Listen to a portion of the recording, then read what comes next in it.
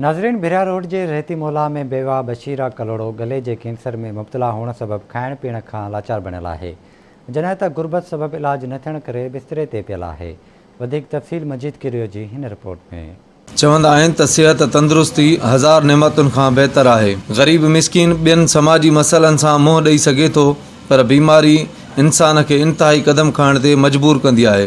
अहिड़ी दर्द कथा भरियो ख़ानदान भिरिया रोड रेती माला जी रहवासण बेवा औरत 7 ॿारनि जी माउ मासमात बशीरा कलोड़ो जो आहे, जेका गुज़िरियल केतिरनि सालनि खां गले जे कैंसर जी मोज़ी मर्ज़ में मुब्तला आहे। बेयारो मददगार कंहिं मसीहा जे इंतज़ार करण लगी आहे। फाका कशियारी ज़िंदगी गारण सबब ख़ानदान इंतहाई ॾुखियनि हालतुनि खे मुंहुं ॾियण लॻा।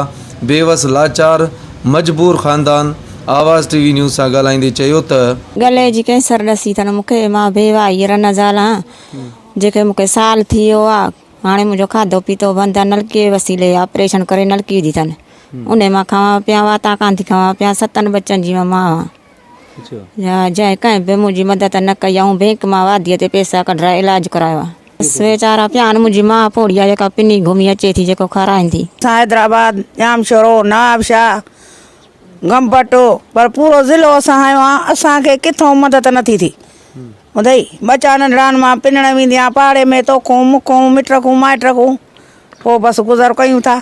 न बनी आहे, न ॿारो आहे, न पोखी आहे, न राई आहे, न रिज़्क़ आहे असांखे को। तो थे पर पैसा हुजनि कां तो कर्ज़ खयो, पैसा रुपयो कोन्हे को। ग़रीब माण्हू केॾा हाणे बैंक जा 2 बैंकुनि जो तो कर्ज़ कयो आहे, तॾहिं हिन जो इलाज हलियो आहे।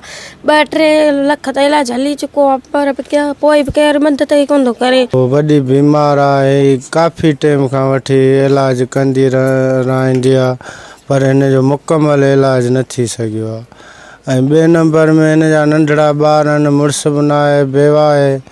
थोरो घणो असांखां जेको पुॼंदो आहे असां हेल्प कंदा आहियूं, ॾींदा आहियूं। बहरहाल हिन खे वॾी तकलीफ़ आहे, जेको माना सरंदी हार जंहिंखां पुॼी सघे हिन जी हेल्प कनि। भिरिया रोड भरिसां तव्हां हितां जेका औरत आहे मासमात बशीरा ऐं हुन जूं तव्हां ॻाल्हियूं ॿुधियूं। हुन जा जेका गले जी कैंसर जी बीमारी में मुब्तला आहे, उहा खट ते पियल आहे मुसलसल 1 साल खां वठी। हिन जो इहो चवणु आहे त मूं 1 साल खां वठी डॉक्टरनि खाधो पीतो मुंहिंजो वात वसीले बंदि करे छॾियो आहे। नलकिन वसीले मुंहिंजो जेको आहे हले थो। गले जी कैंसर में मां मुब्तला आहियां। हिन जो चवणु आहे त मुंहिंजी कंहिं बि जेको आहे वार न कई आहे, न को हिन महिल को चूंडियल नुमाइंदो हिते अची को पहुतो आहे, न कंहिं का मदद कई आहे। हिन जो इहो चवणु आहे त हिन वक़्तु मुंहिंजा बच्चा जेके आहिनि उहे फाका कशियारी ज़िंदगी में 2 ॾींहं खाइनि था, 2 ॾींहं जेको आहे पियनि था। हिन जो इहो मुतालबो आहे त सिंध हुकूमत समेत ज़िले हुकूमत खां त कैंसर जो मुंहिंजे गले जो इलाज कराए मुंहिंजो जेको आहे फाका कशी खां बचाए वञे। कैमरामैन गफ़ार चन्ना सां गॾु अब्दुल मजीद कीरियो, आवाज़ टीवी भिरिया रोड।